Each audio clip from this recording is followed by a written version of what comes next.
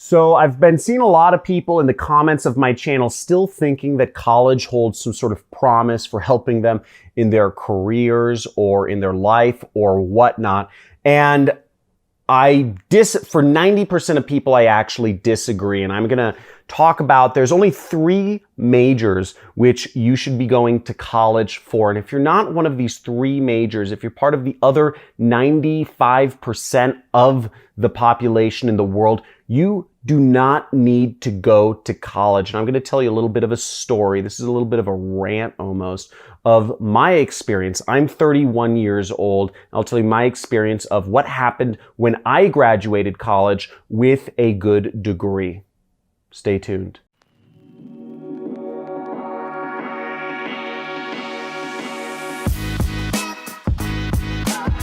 Hey, so I'm John, and if you haven't heard about me before, I teach other people to start their online businesses, and I've been doing YouTube for a number of years now, and I continually see in the comments of my channel people still believing that college is a way to make money, and I absolutely disagree. And this video is a little different from what I usually make because I actually just want to talk to you and explain what college is really useful for and who should be going to college and who should not be, because most people should not be going to college. And I'd love to hear from you. If you could comment in the comments below, how old are you? Let me know in the comments below. Are you 16, 17, and are you in college or are you considering going to college? Because I'd really like to understand where your head's at. If you're 16 and you're saying, I'm going to college, let me know. To start off with, let me start with kind of my background. I graduated college in 2010, and I graduated college with a marketing degree. I went to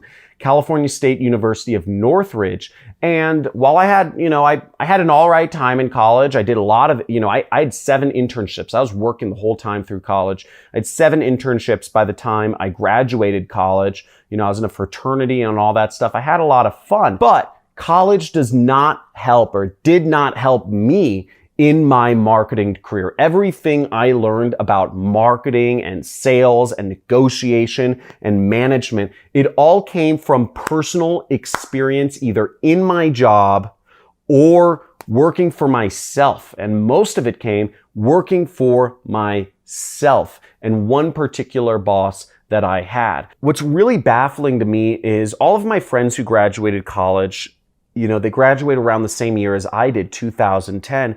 And very, very, very few of them ever ended up in a career that they majored in, or did they get a job because of whatever they majored in. All my friends who got good jobs ended up getting them because of personal connections, and that it had nothing to do with their major. It had nothing to do with the fact that they graduated college. It had everything to do with that this was something they pursued, on the side, or, they were already, they were running my friend Will, for instance, he was creating, I think he may have dropped out of college. He was creating games just for fun on a site called newgrounds.com. And he was able to get a really good job working for an amazing video game company because he was just creating games for fun. And he showed that company, he said, oh, here's a little game I created on Flash. And they were like, whoa, this is cool. This is original. This is creative. This is fun. And they gave him a job. My friend Arturo, he got a job because he was interested in Facebook ads, and he was running, he was checking out and learning Facebook advertising on the side. And it had nothing to do with the major he had in college. And those are my 2 friends with good jobs. My friends who are the most successful are all entrepreneurs. They're making 7 figures or 8 figures a year. So maybe I'm crazy and maybe I'm biased and maybe my experience has no representation of what the reality of the situation is, but I believe the whole college system is messed up. I believe our education system is messed up, and the prices are going up. The only industry in the world right now where the prices go up every year and the service gets less efficient is education. This TV gets cheaper every single year to buy, a 32-inch TV. Now, The three majors that you absolutely should be going to college for, there's three of them, and only 5% of, this only applies to 5% of the population of college students, is law. If you're going to be a lawyer or something, you need to have a law degree. That's obvious. If you're going into medical or becoming a doctor, again, you become a dentist or a doctor, you need a medical degree. You need that foundation. You're dealing with people's lives here. And the third one is engineering. You know, engineering, again, you're dealing with people's lives. When you construct buildings, you're dealing with big things. And when you're a junior engineer or whatever, you're not really constructing building. You're working for somebody else and everything's checked anyways. But the point being, you know, in other countries, you hear about buildings collapsing and killing tons of people, and you don't want that to happen. But those are the only three careers where you need to go to college. Everything else, business, or even some colleges are offering today entrepreneurship degrees. I mean, isn't that an oxymoron? If you are going to college for an entrepreneurship degree, it doesn't make sense. Entrepreneurship by its nature is actually just doing it. Entrepreneurship has nothing to do with, you know, taking tests or following the rules or I don't know, getting A's. There's no correlation between that. In fact, most of the successful entrepreneurs are actually bad in school. You know, I was never a good student. I'm smart. I think I'm smart, but I was always a C student. And the fact of the matter is, your grades do not tell if you're going to be a good entrepreneur. In fact, to be a good entrepreneur, as this is a quote from Arnold Schwarzenegger, don't break the law. Good entrepreneurs break the rules. You know, you should never break the law. You can go to jail for that, but you break the rules. People who do well in school are good at following rules, okay? Entrepreneurs by nature are not rule followers. We are creating our own businesses. We are not fitting into another person's box. So there's no reason why, if you're going to be an entrepreneur, you should go to college. Okay, and please, if you haven't responded before, first off, if you want to learn how to be an entrepreneur, if you enjoy this content, this is a rant, this is not my usual content, please click subscribe to my channel, enable the notification bell, click a like or whatever. And if you haven't commented and let me know, how old are you and are you thinking of going to college or not? Let me know. I'd love to hear.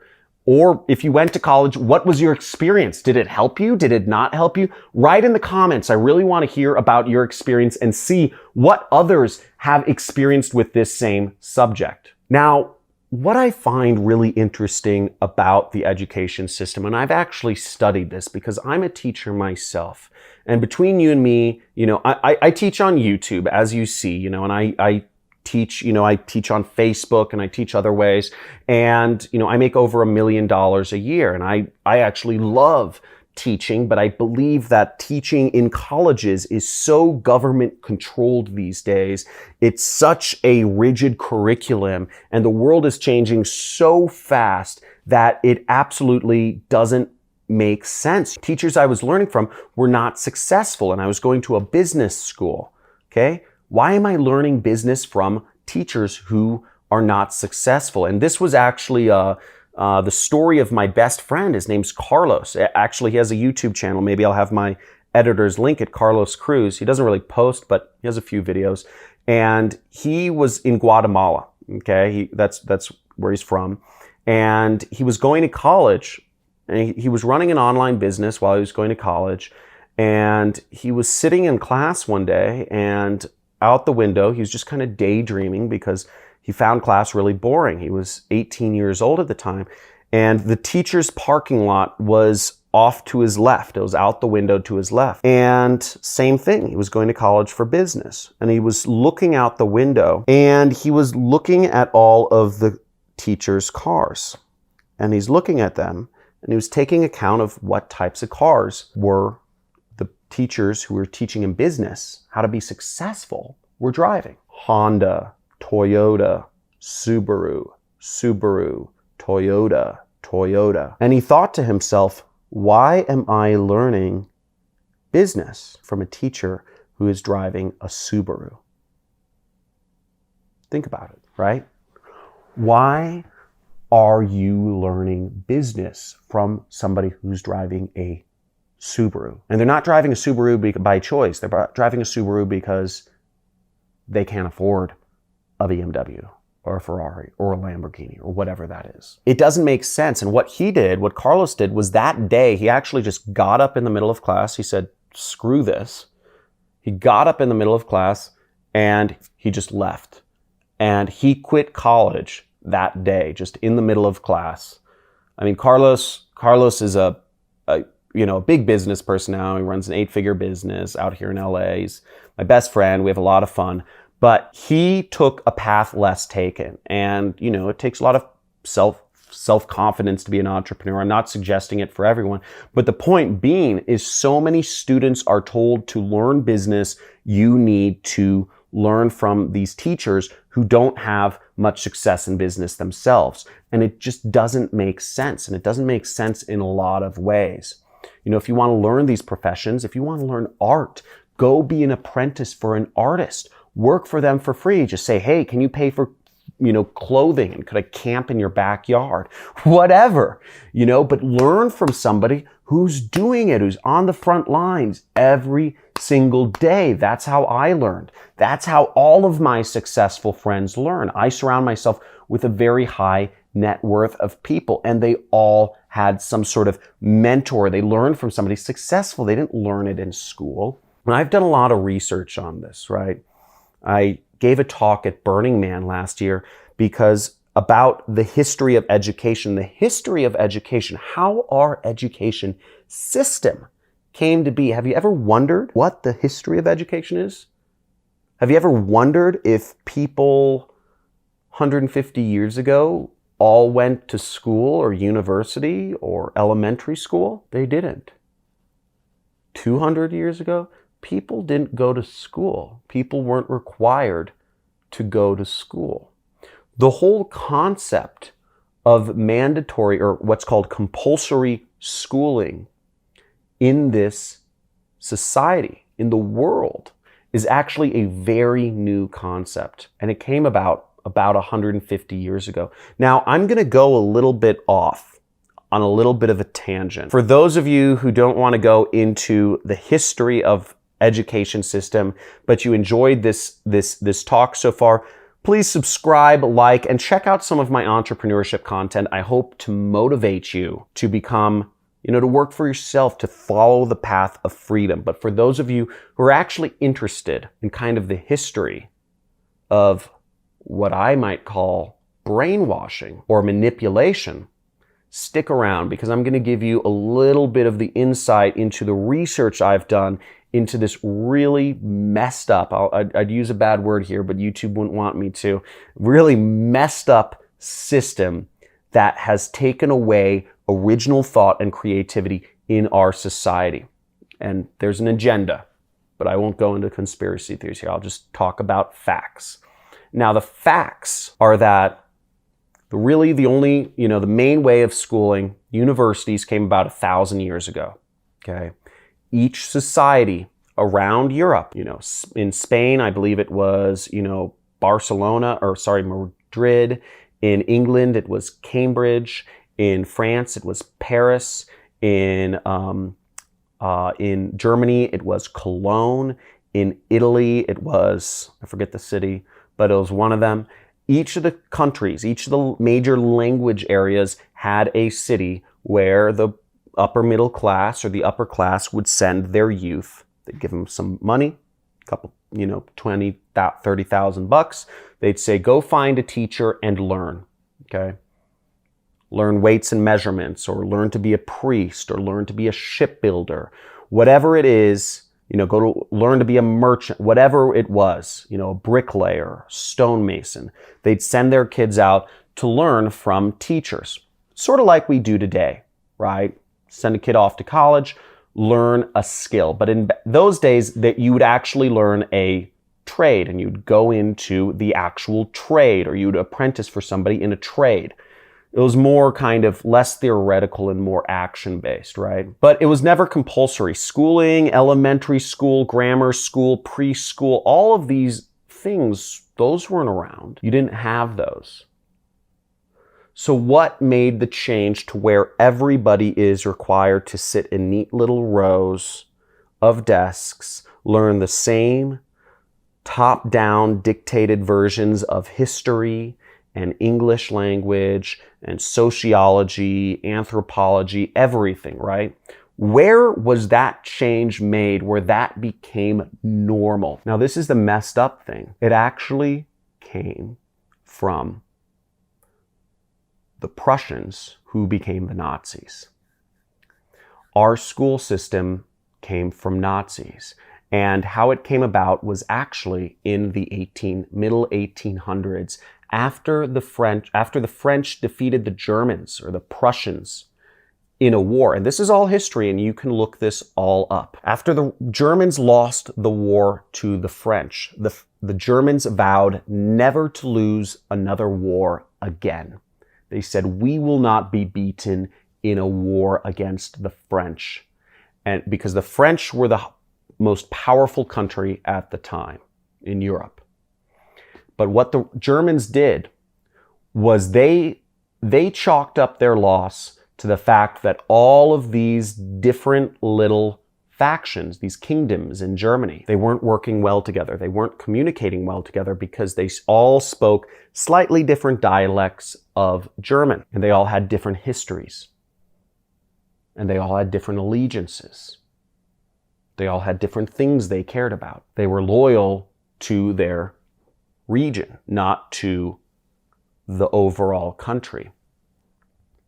And what they instituted was a mandatory or compulsory schooling across all of the German territories to essentially brainwash, or sorry, I shouldn't use the word brainwash, to educate everyone on the same version of history, in the same dialect of German, on the same sociology, and give everyone the same singular identity and obedience to the capital rather than obedience to their state. And what ended up happening was you got some good things and bad things. On one hand, you got the most educated, the most scientifically advanced country in the entire world. The Germans invented rockets. The Germans invented air conditioning. The Germans invented submarines. The Germans invented, all these, jet engines. The Germans invented all of these amazing, they became the most powerful nation in the world. And they took over almost all of Europe because they were the most technologically advanced, but they didn't think for themselves. And they killed, not all the Germans were evil, but they killed without question, the Jewish genocide, etc. And you got a population of people who were very smart, but could not think for themselves. And America took the same model of education. I forget the exact name of the person, but they sent a delegation over to Germany around the 20s or 1910s. We took the same model of education to unify our disparate states because we had the same issue. We had lots of different states with lots of different dialects of English or languages or religions. And we took the same concept that the Germans took and implemented it ourselves to create a unified United States that had a singular identity, a singular history, and a singular allegiance, an identity as Americans. Now, why do I tell you this? I tell you this because I want you to think for yourself. I tell you this because I want you to question what you're being taught. I'm telling you this because I've continually questioned what is real throughout my life. Now, I'm not going to go into my crazier conspiracy theories, but the fact of the matter is, education is not built to help you think for yourself. The only person who can help you think for yourself is you. So understanding the history of education, don't buy into this system hook, line, and sinker. It has its uses. Learning is something that has been around since the dawn of time, and it's a very useful thing. Continual learning is definitely the path to success. But if you don't question the reason why you're doing something, and I see so many college students, I see so many young people going to college completely blind simply because they are directionless, confused and they don't know what they want to do, that I think it's a major moral failing of our society. And I believe something needs to be done about it. And hopefully this video reaches a few of you. Now, let me know in the comments what your thoughts are. Am I crazy? Am I totally nuts? You know, or is there some truth to this? So let me know in the comments. Let me know why. If you think I'm totally nuts, let me know in the comments, but tell me why. Or if you think there's some truth to it, let me know. But talk to you soon. Make sure if you like this video, share it with others, because I believe others need to hear about this content. Share this video with as many people as you can, or on your Facebook if it helps, if you believe it will help somebody else. Talk soon. Thanks for watching.